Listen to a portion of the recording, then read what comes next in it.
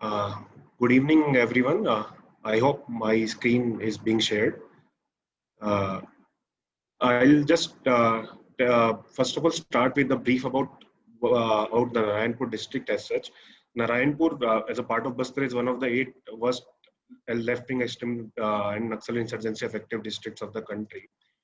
The district headquarters is about 220 kilometers from the state capital, Raipur.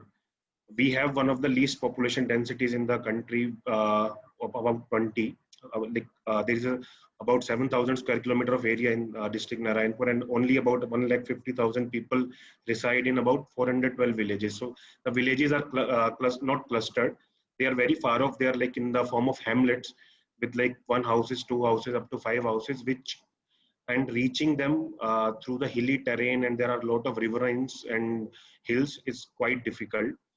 uh, we also Narayanpur district is also home to one of the largest unsurveyed areas of the country, the Abu Jamad, and also it houses about 30,000 plus primitive tribal groups of Madia Gonds and Muria Gonds.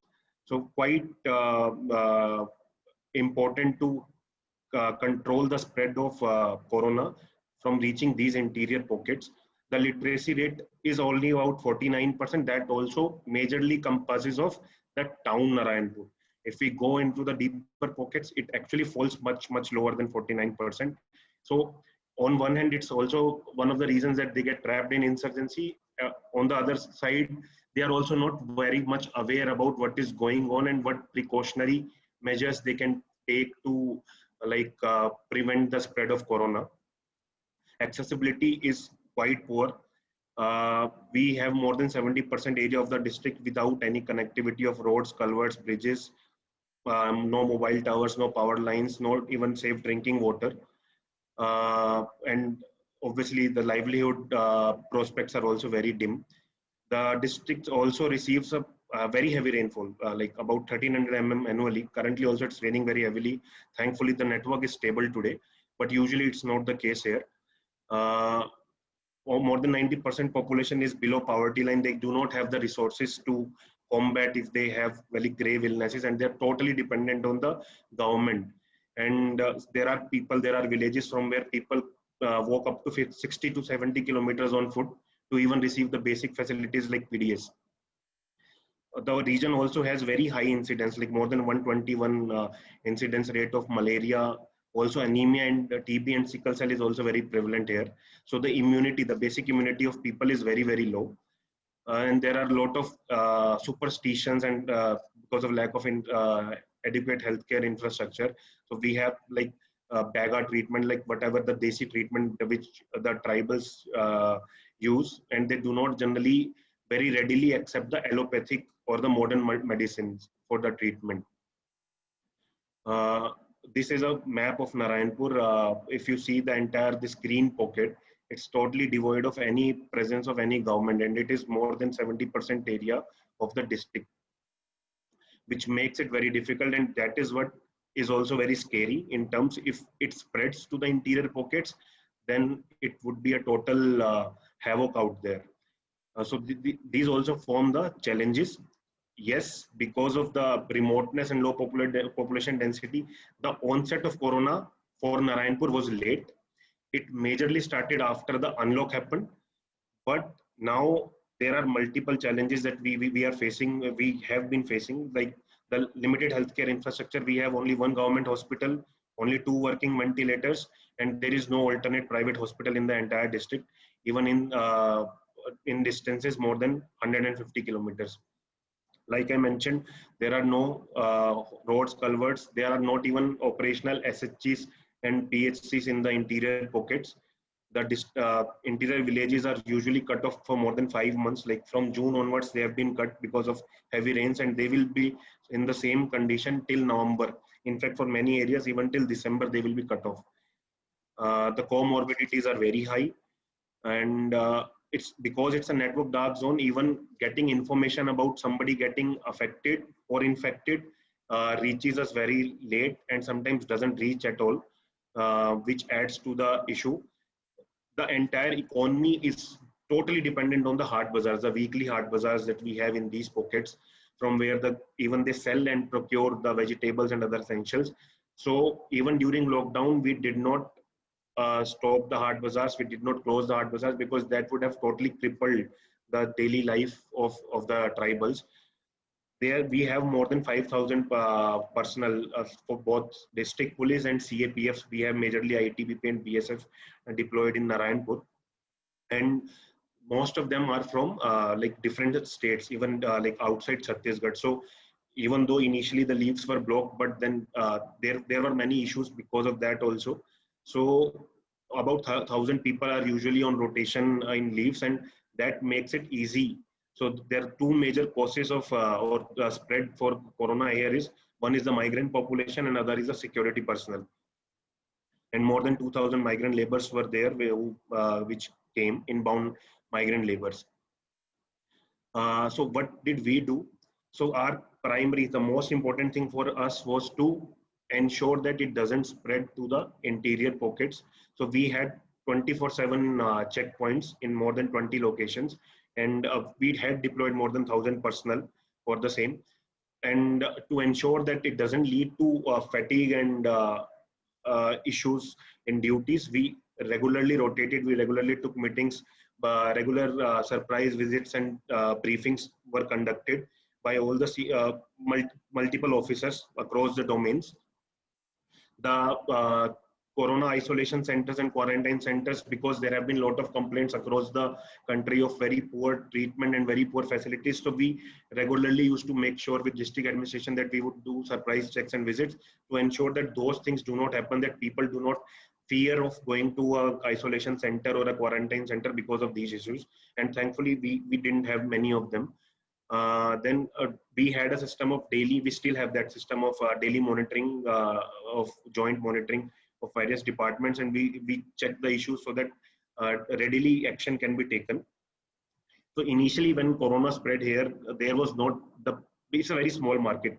The people were not prepared to have the masks, sanitizers, and PP kits. So first thing that we did was in our police lines, we got 5,000 masks stitched, and we like distributed them to the Haat Bazaars, to other departments, to our own forces, so that the initial panic that they had, that because nothing was there, even doctors were panicking initially, so that we had to contain, and we tried to do that with that. uh, just like in 15-20 days of corona spread, some essential goods were suddenly overpriced because people are hoarding, especially salt.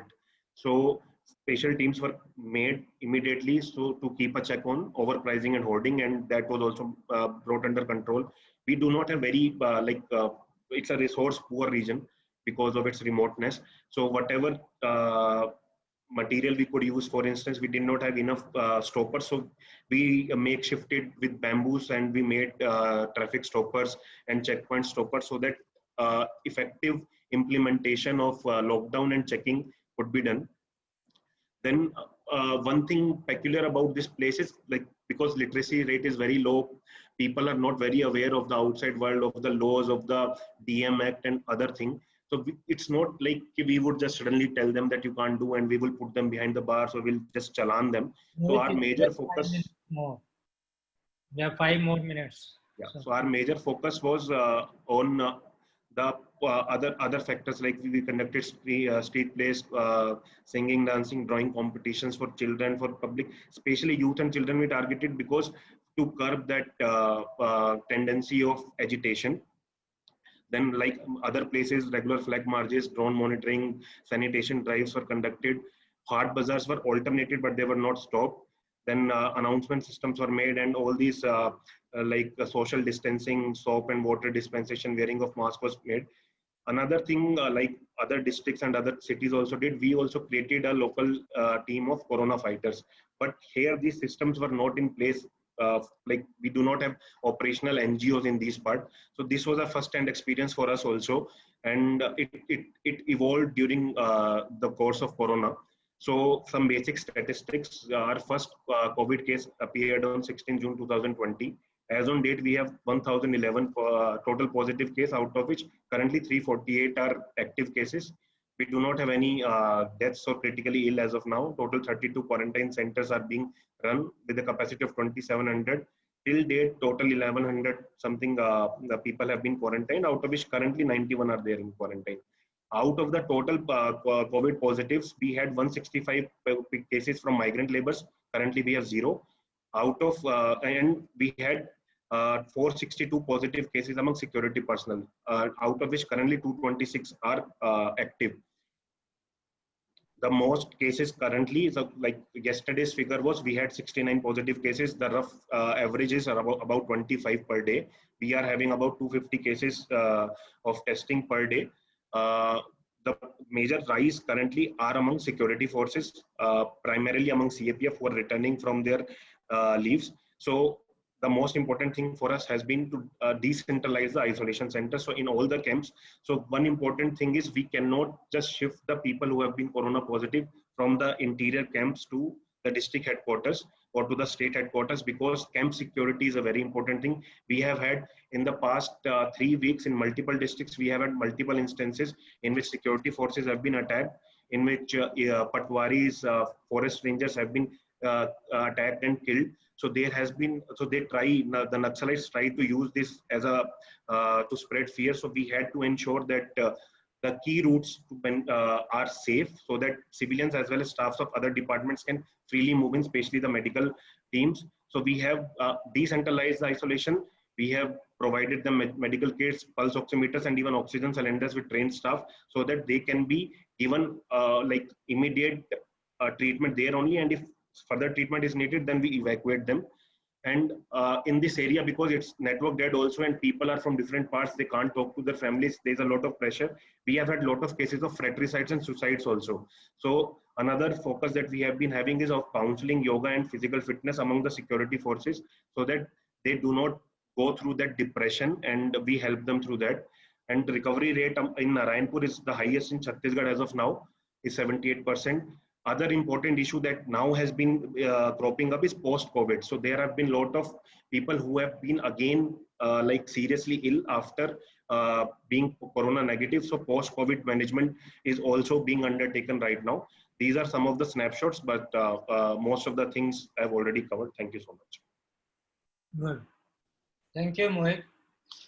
I think you are working in a difficult area, and you know, especially where people, 90% of your people are BPL people. So it's a real challenge to create awareness in those areas, you know, and with the people. And even so, when SHGs and you know, the other NGOs are not all that effective. That's good, but still, you see, what else do you think have been your impediments, or what else is need to be done to see that it does not further spread? No. Sir, the basic issue is like, I foresee the cases would still rise. Our major focus right now is we do not let them spread to the tribals and the people who are residing in interior pockets. So thankfully, we have curbed the spread among the villagers and civilians. The current spread is among the forces. So like I mentioned yesterday, out of the 69 cases, 63 cases were among police personnel only. So the reason of that also is, like, for instance, I'll tell you one example. We have a camp called Kademeta. It is about 70 kilometers from the district headquarters. So we have 220 personnel staying in that camp. That is the foremost camp in the Naxal area. So out of there, in the last 3 days, 75 personnel have been like corona positive. We cannot evacuate 75 people because the camp security would be a very big issue. One thing, because Naxalites easily attack, and they have attacked in the past 1.5 months multiple times across the Bastar. Second is, we have to provide safe passage. Safe passage is like the security force would literally man the road so that villagers and medical staff and other teams can like safely venture in and out to test and to provide other facilities to people. So we had to ensure that they stay in those camps only. There is a limited infrastructure. We tried to get some tents and some empty barracks, but sir, the numbers would increase on those camps. So we are estimating that almost everybody would be affected. In out of 220, currently 75, all the 220 would almost be infected. Our focus is to ensure that they do not get critically ill. So we are providing them as much as primary care. And other thing is, we evacuate them as soon as possible so that we do not spread the virus to the general public. So that is something we had to like choose between what who to get infected. Yeah. Thank you. Thank you so much.